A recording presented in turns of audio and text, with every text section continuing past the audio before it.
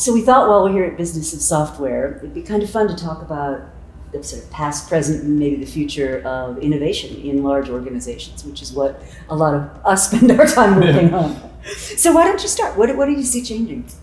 I think there's been quite a substantial change over the last 5 years that companies are starting to test their ideas. So you have teams out there that are using these methodologies. I think they're getting more serious about investing in this, and it's beyond innovation theater. So of course everybody's doing it, but there are few now that are really taking it seriously. Are you observing the same thing? I think some companies are getting a lot smarter about it. I think there's sort of three groups in my mind. There's the ones that are really getting smarter about it, and they're learning and they're taking it seriously, and it's a corporate priority, and it's great.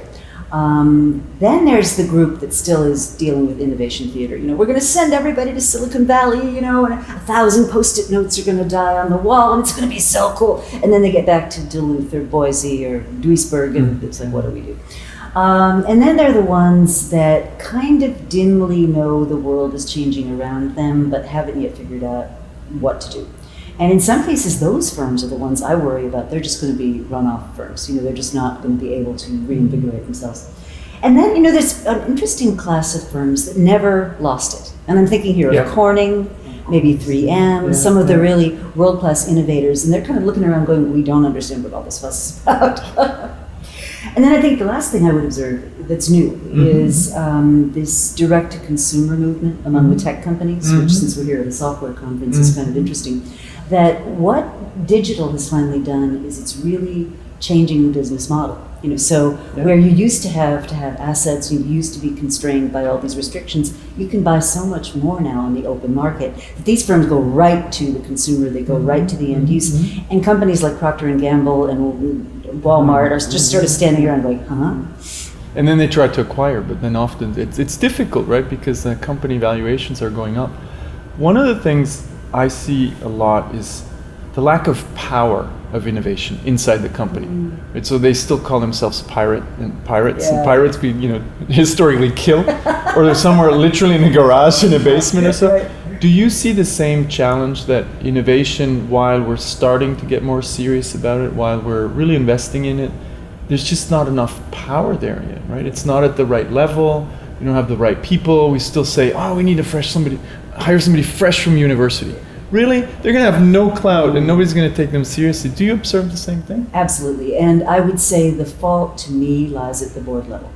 So when I look at a company that's got an innovation process which is really taken seriously, division level leaders are held accountable for what's going on. And so by definition, the innovation people have a lot more power in those things. I mean, I recall a story about, it's a historical story, but I think the essence of it is still true.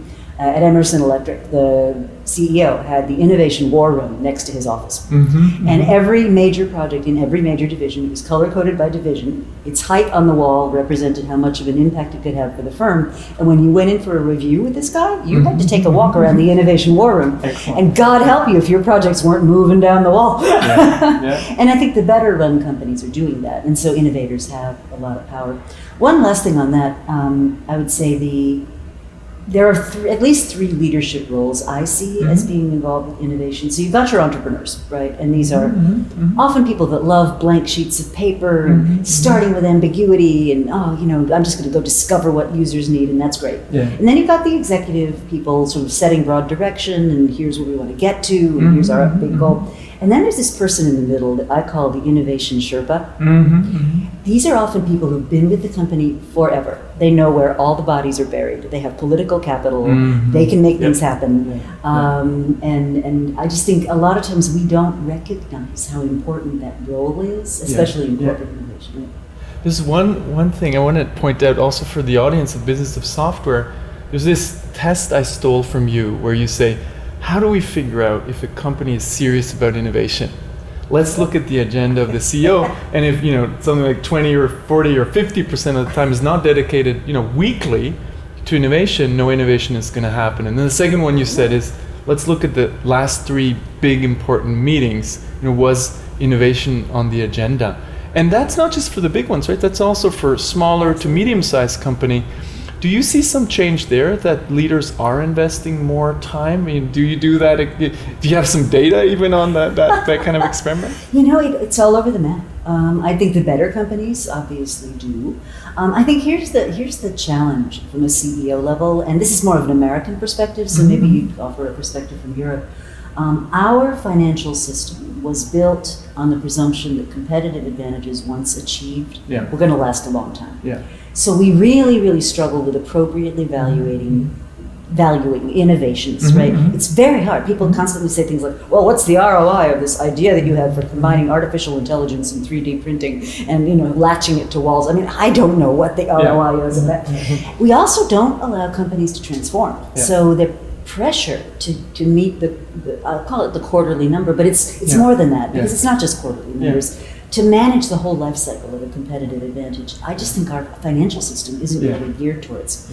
And in the US anyway, a lot of executives, especially of larger companies, are being rewarded for the shorter term, surer, more predictable path. And it leads them to missing really big inflection points, which is, of course, what my new book's about. And I think the Exhibit A is General Electric, that made a huge bet on fossil fuels just as renewables were becoming affordable. And at the same time, climate change was getting the Paris Peace Accords attached and stuff like that. So what do you see from a European perspective? So I'm still fascinated by Paul Polman and Unilever, right? Yes. Before he retired, listening to him talk about what they did, and one of the first things they stopped was quarterly reporting, right? And changing the investor base, saying, look, if you want to invest with us, prepare for the long term. And I found it very interesting because that's a public company, and they did it despite all the pressure on quarterly reporting and so on. But I remember telling somebody this, and he said, well, that's illegal. He's not the owner of the company. He was firing his shareholders, the owners. But something drastic like that has to change, right? That we're more long term. Another example I like, and that's a Swiss American company, is Logitech. So Bracken Darrell, came in a couple of years back, and he turned around the company or reboosted it. A company that was relying on the PC industry, mouse sales were going down, but took that long term view and took some of the money and capital and resources from the business that was slowly going down, but did resource reallocation, right, early enough, not waiting like a Kodak, which they didn't move that capital seriously enough. So there are examples that are trying to do that. And Eric Ries, one of the proponents of who coined actually the lean startup word, and now investing in his time in the long-term stock exchange. So that is something that seems to start, but I don't know if this is going to get enough traction, because why would a CEO take the risk? It's very risky to make a move like Paul Polman. Do you see that mindset shifting a little bit? I think it will once boards start to get their feet held to the fire. So my little bright spots are Larry Fink from BlackRock, basically saying, we want to talk about purpose. We are here for the long term. We want you guys to be here for the long term, and we don't want you extracting wealth from your companies that should be reinvested. So when you've got Larry Fink saying things like that, starts to change. The business roundtable is starting to change. And I think more broadly and deeply, we're at a very interesting inflection point now where in a lot of our democracies, people are saying this isn't working for most people. So we really have the ground prepared almost for a change. I think it's happening actually in the smaller organizations. I mean, take the business of software. You have a lot of entrepreneurs, small, medium-sized businesses, some reasonably big. They're looking at the world in a different way. This culture is a big topic. And for me, that's a little bit like a precursor, right? What we're seeing here is probably something that's going to move towards the larger companies. Otherwise, they're going to lose the talent. They're not going to be able to hire them. That's true. That's absolutely true.